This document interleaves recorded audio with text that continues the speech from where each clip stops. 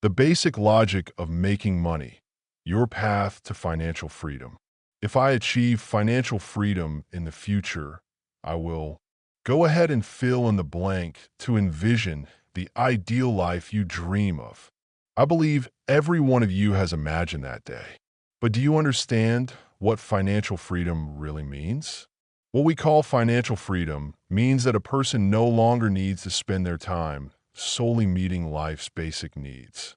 Let me put it this way. Financial freedom isn't about freedom with money. It's about freedom with time. This might sound strange, but you read that right. The statement I just made defines the truest essence of financial freedom. The most important aspect of financial freedom isn't money, it's time. Why? Because time is unique. Everyone has the same amount, and it's a scarce resource that can't be replenished. Yet most people use this precious time to trade for a small daily paycheck. Only when you understand the definition of financial freedom and the importance of time can we discuss the 4 levels of making money. Each level is tied to time. When you're considering a career change, thinking about your future direction, or dreaming of financial freedom, if you understand these 4 levels of making money, you'll know how to make the right choices. The 4 levels of making money. Level 1. Sell your time once. This is the level of wage earners. For example, after a day of work, they receive a paycheck proportional to their effort. This means they're trading a day of their labor for a corresponding income. Level 2. Sell your time twice. People at this level are still employees, but the difference is they gain knowledge, skills, and resources through their work, laying the foundation for their future. For instance, they might get promoted to a managerial role or acquire enough experience to leave their job and start a business. Here, the job is just a tool, allowing them to earn income while accumulating experience and skills. Level 3. Sell your time multiple times. People at this level are what I call self-masters. While employees work for a boss and semi-independent workers split their efforts between themselves and their company, self-masters work entirely for themselves. How can you sell your time multiple times? Take this example. Professor A is an economics professor at a university. He used to only teach at the school, but later he created a lecture series on economics that has sold 400,000 copies to date. You might wonder, these people are all extremely famous. How can an average person do this? Let me give you an example that anyone can achieve. Presentation slide design is a skill most office workers need. But every time you use this skill to present to clients or your boss, have you ever thought about monetizing it? A man named Tom from Generation X created PowerPoint slide templates and won the title of top designer on a well-known design platform for 3 consecutive years. Just by selling these templates, he earned thousands of dollars annually. He didn't stop there. He also launched a course teaching others how to become PowerPoint experts. Now, his annual income has reached tens of thousands of dollars. With the same skill, you might just use it and stop there. But others think differently.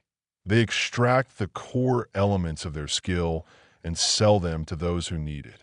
This is an example of selling your time multiple times. Some say that after 30, you should spend more time creating passive income streams. This is a classic example. Once you've created something, you can earn money even while you sleep. Level 4. Use money to buy others' time. Once you've reached the 3rd level, you'll realize your time has generated significant value and has been sold multiple times. So how do you go further? This is the 4th level of making money. Using money to buy others' time, create value, and then sell it.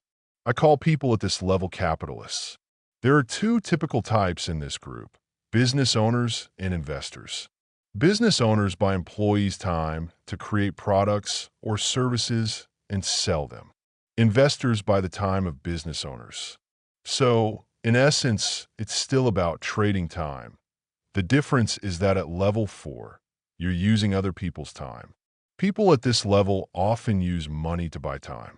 If you pay attention, You'll notice why business owners often hire assistants, have personal drivers, or fly first class, because they see it as worth it. They value their time more than money. They think in terms of time, not dollars. They delegate trivial tasks to assistants, spending their time on higher value activities. And to them, this is entirely reasonable. Some even hire drivers despite not drinking. Why? Because they can rest or handle more important tasks while on the move. All of this is about using money to buy others' time. Before we dive deeper, don't forget to follow the channel for more insights on money and to help you achieve financial freedom faster. Think Billion X channel welcomes you all. 3 mindsets for making money. Your toolkit for financial freedom. Your mindset shapes your actions. Only by adopting the right mindset about making money can we easily generate income. In an era where earning money is increasingly difficult, these 3 mindsets will undoubtedly help us. 1. The value mindset. First, let's understand, what is the value mindset? The value mindset is when we constantly think about what value we can bring to others. For example, your boss needs the value of your skills. Your colleagues need the value of your collaboration. Your partner needs the value of your emotional support. Your value is what others can gain from you. Your boss uses you to achieve the work outcomes they desire. Your colleagues rely on you for better work efficiency. Your partner depends on you for companionship and emotional fulfillment. That's your value in their eyes. If you no longer have value, you become invisible to others. If this happens, making money, your career, and your life will become uncomfortable. However, we shouldn't stop at the surface of value. We can break it down into 3 layers. Layer 1. Turn ideas into actions to produce results and achievements, generating economic benefits. This is the most direct value mindset, and most workers are at this level, earning money through labor. Layer 2. Do an ordinary task, but achieve greater results, delivering both economic benefits and meeting others' expectations. To clarify, this means going beyond what's required. For example, if your boss asks you to create a spreadsheet, you might ask, why is this spreadsheet needed? Who will use it? And why do they need it? After completing it, you follow up on the next steps. This fulfills the deeper, unspoken expectations of others. At this layer, your value mindset has elevated, but you might feel shortchanged because you've put in maximum effort to meet others' expectations. Layer 3. Elevate your value to meet others' expectations while also fulfilling your own motivations and growing professionally. This is the highest layer of the value mindset. When you meet others' expectations while nurturing your own needs and motivations, and, more importantly, honing your strengths and unique qualities in the process, you've reached this level. Think about what sets you apart in providing value compared to others. In other words, ask yourself, what is my unique strength? Don't assume your achievements are a given. Only when you truly identify and leverage your strengths can you build a distinct advantage. Learn to recognize your strengths and hone them into your core asset. 2. The transformation mindset, turning value into income. After understanding the value mindset, let's talk about the transformation mindset, turning value into income. Value is the foundation for generating income. Without value, you can't create income.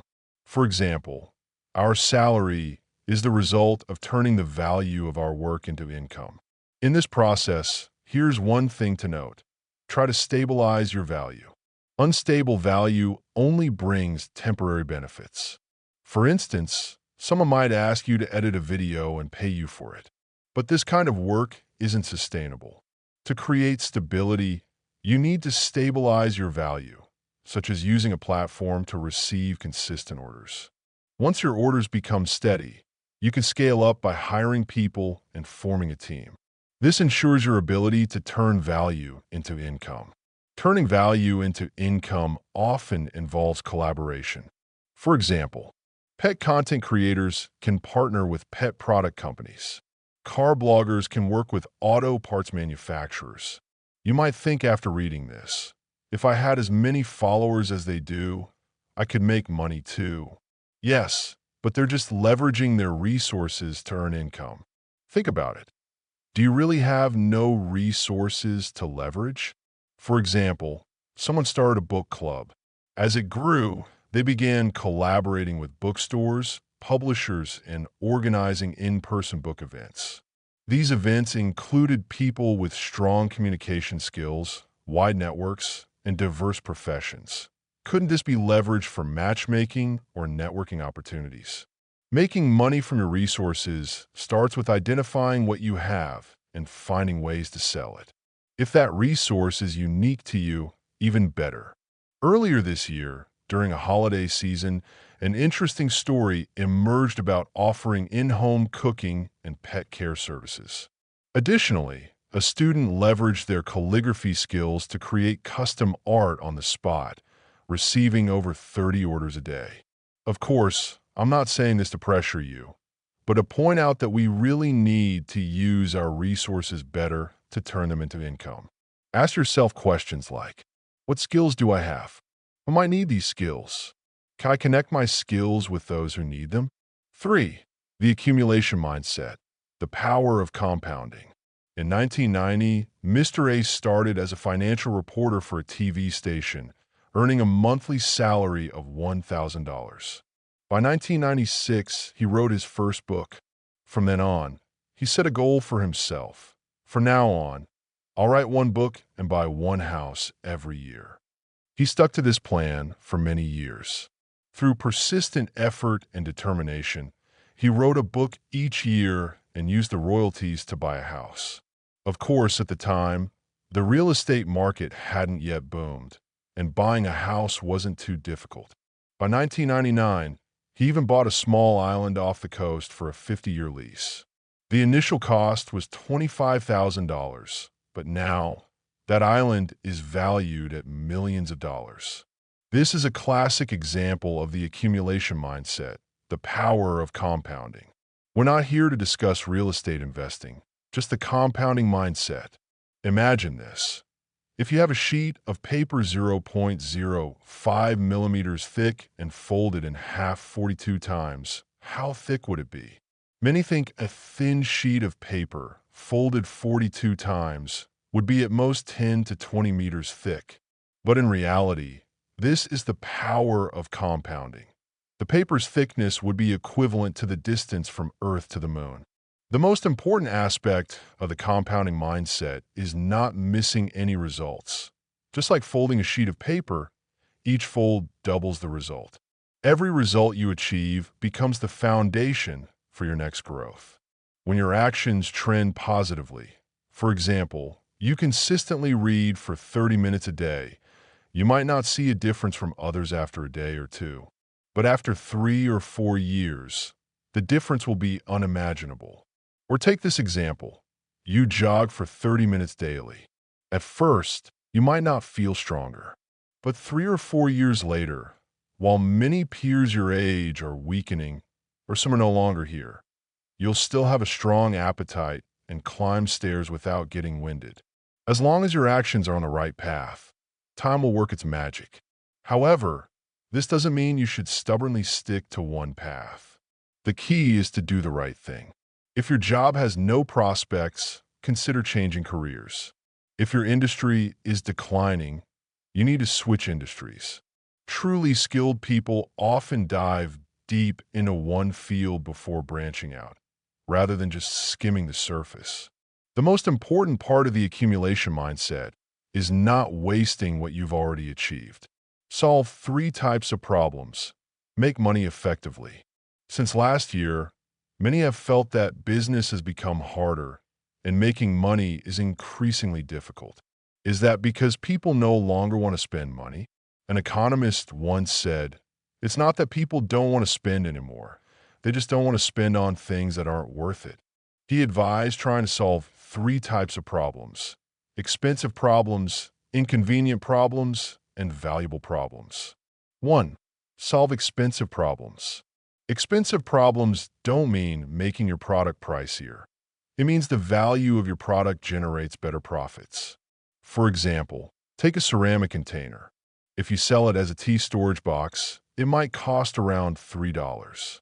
But if you market it as a keepsake for a pet's ashes, holding the owner's love and memories, its price can rise to $30 without needing a discount. The product doesn't change, but the problem it solves does, so its value changes and the price increases accordingly. 2. Solve inconvenient problems. Every opportunity hides behind an inconvenience.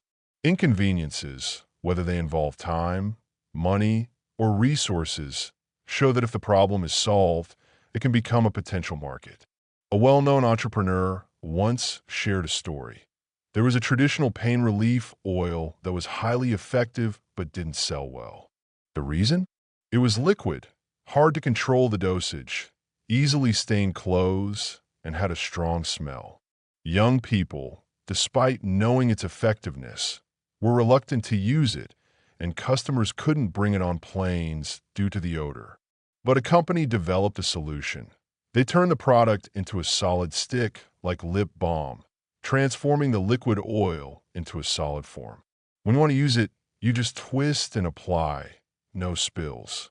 Being solid, it had less odor and was easy to carry. The product launched and immediately became a hit, loved by many. So, if you pour your heart into a product and users still don't accept it, check if there's a small inconvenience you've overlooked. Do you truly understand your customers' needs, pain points, and satisfactions? Don't be complacent and don't fear challenges or hassles. When you encounter difficulties, observe carefully with your eyes, because opportunities always hide behind tough problems. 3. Solve valuable problems. So what's a valuable problem? It's doing things others can't or won't do, or things that carry significant social responsibility. For example, a major supermarket chain inspired many people. During the pandemic, when vegetable prices soared, this chain announced they'd sell produce at cost, without raising prices by a cent. Items like radishes were just 20 cents per kilogram, and pumpkins were 50 cents per kilogram. Not only did they provide excellent service to customers, but they also offered 3 free meals a day to delivery workers. They went further, doing things most other supermarkets wouldn't. For instance, if customers played a claw machine but couldn't grab their desired toy, staff would rearrange the toys to make it easier. If a service received a customer complaint via phone, the staff would be rewarded $25 because the supermarket believed complaints helped them improve their internal services. Internally, the supermarket took great care of its staff, penalizing overtime, giving weekly rest on Tuesdays, and providing 140 days off per year. They even shared 90% of their profits with employees, something many other supermarkets hesitated to do. These actions brought remarkable results. Many customers only shopped at this chain, refusing to go elsewhere. People from far-off regions came to shop. Customers from other areas even expressed envy, wishing they had a similar supermarket where they lived. Conclusion: make money effectively to achieve financial freedom. Making money can be divided into 4 levels. Sell your time once. This is the most basic level, where you trade time directly for money. Sell your time twice. At this level, you use your effort and time to create greater value. Sell your time multiple times. This often involves products or services with long-term value. Use money to buy others' time. Invest financially or manage a team to maximize value. In a changing world, we need to develop 3 mindsets. Value mindset focuses us on creating and delivering real value. Transformation mindset helps us turn value into income. Accumulation mindset maximizes profits from that income. When making money becomes harder, be bold and solve 3 types of problems. solve expensive problems, offer professional, high-value services, solve inconvenient problems, tackle issues others don't want or can't handle, solve valuable problems, create lasting value and impact. By doing so, we not only achieve financial success, but also find deeper satisfaction and fulfillment in our personal lives and careers. Always remember, true wealth isn't just in accumulating money. It's in how we use those resources to create value, solve problems, and ultimately surpass ourselves. Due to time constraints, I'll end the video here. I share free knowledge on how to become wealthy, an entrepreneur, an investor, and achieve financial freedom. If you don't want to miss out, please follow my channel, turn on notifications, and share this video freely. I sincerely wish everyone who liked this video achieves financial freedom soon. As long as you find one or two helpful quotes in this video that improve your life, I'm already fulfilled.